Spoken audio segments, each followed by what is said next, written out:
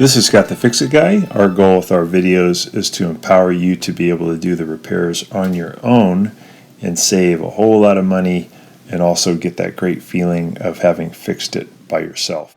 Today we have a Maytag washer that is either not getting any water, or the water keeps flowing even when it's off, or the water will flow with too much water when it's supposed to fill. And these can all be corrected with a new inlet water valve. First thing we're going to do is turn off the water, and we're going to use a pair of pliers to loosen up the hose connections on the back of the washer.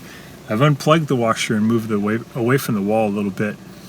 Once I get the hoses off, I then remove one little bolt to remove the assembly, and now I'm taking the hose off of the old inlet valve and removing the wires. So I'm just putting the hose clamp onto the rubber tube in preparation for the new water inlet valve. Here's the new one, and I'm just going to push that in to that black rubber hose. This is what the new one looks like, and it has these new solenoids. Sometimes they just get stuck and they won't let water in, or water keeps coming in. So we get that into position, and then we'll tighten that hose clamp so that it's a nice secure connection. And then we'll go ahead and put the wires back on the two solenoids. The one on the top is for the cold, and the one on the bottom away from me in this picture is for the hot. So I'm just going to slide these on, and you can put these on either way. There's no polarity issue. And the ones on the bottom, same thing. You can put on the white on either one of these terminals is fine, and the blue on either one of the terminals. You want to get it on nice and securely.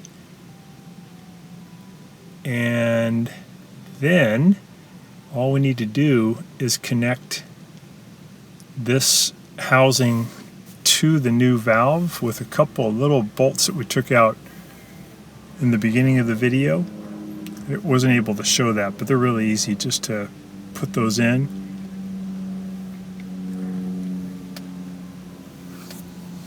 We're going to zip those in tight, and then there's actually just one bolt that holds that housing in position. This will probably take you 10 or 15 minutes, really an easy one. Just need a few tools.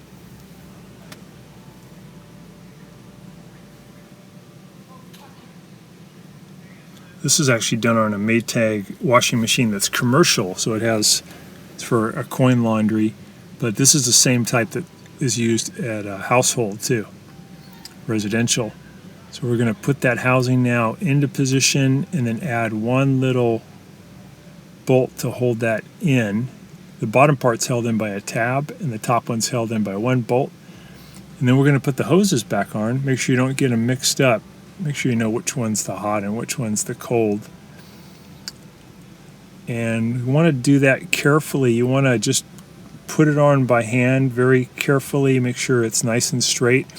And it should spin on about maybe 5 or 6 turns really easily.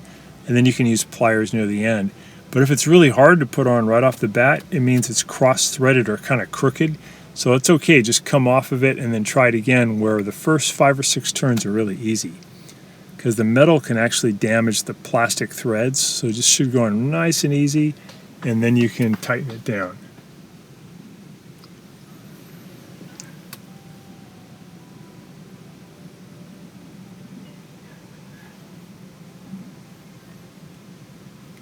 So we get those both on nice and secure, and we use the pliers near the end to give it maybe a 1/4 inch further of a turn to get it nice and tight.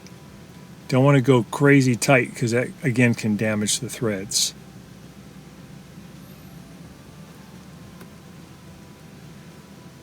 And these are pretty cheap. This water inlet valve I saw on Amazon was for just 14 bucks.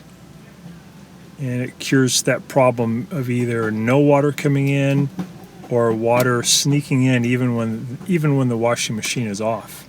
So we're turning the valves back on, and then we're going to give it a try. It ended up doing fine, and it ended up filling correctly, and that solved the problem. So Hopefully that'll work for yours too. It's pretty easy to do. Again, shouldn't take you more than about 15 minutes. We're just plugging it back in to give it a try. So thanks so much for watching.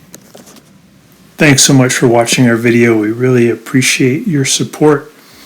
And when you get a chance, please press the subscribe button below so you can be subscribed, and also the notification bell so we can send you more videos about appliance repair. Please also give us a thumbs up if you enjoyed the video.